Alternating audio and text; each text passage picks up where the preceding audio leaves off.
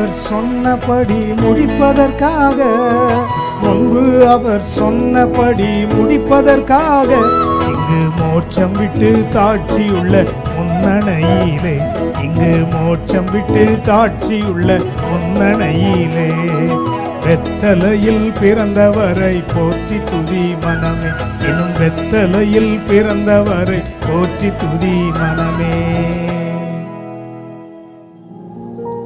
மத்தேயு 2ஆம் அதிகாரம் 20ஆம் வசனம். நீ எழுந்து பிள்ளையையும் அதன் தாயையும் கூட்டிக் கொண்டு இஸ்ரவேல் தேசத்துக்கு போ. பிள்ளையின் பிராணனை வாங்க தேடினவர்கள் இறந்து போனார்கள் என்றான்.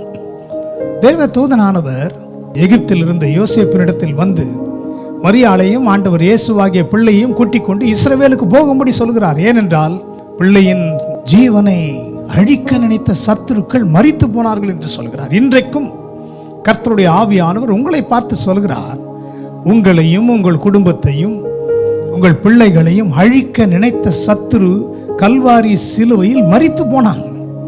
ஆண்டவர் இயேசு அவனுடைய தலையை நசுக்கி போட்டார். ஏன் இன்றும் பிசாசை கண்டு பயப்படுகிறீர்கள்? ஏன் இன்னும் சத்துருவின் கிரியைகளை கண்டு, வியாதிகளை கண்டு, வறுமைகளை கண்டு, போராட்டங்களை கண்டு அஞ்சி நடுங்குகிறீர்கள்? அவனுடைய கதை சிலுவையில் முடிந்தது.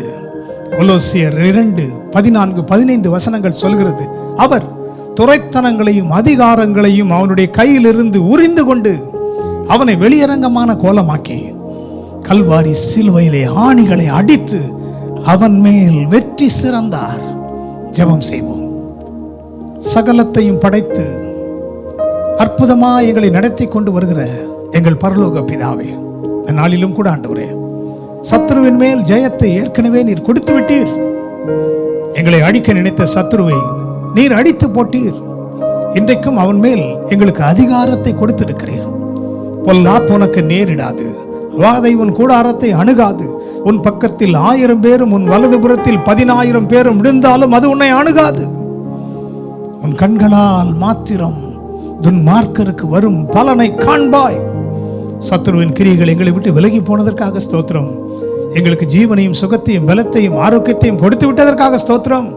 இந்த கிறிஸ்துமஸ் காலங்களிலே உடைய பிள்ளைகள் மகிழ்ந்திருக்கட்டும், விடுதலையை பெற்றுக் கொள்ளட்டும், சந்தோஷமாய் வாழட்டும்.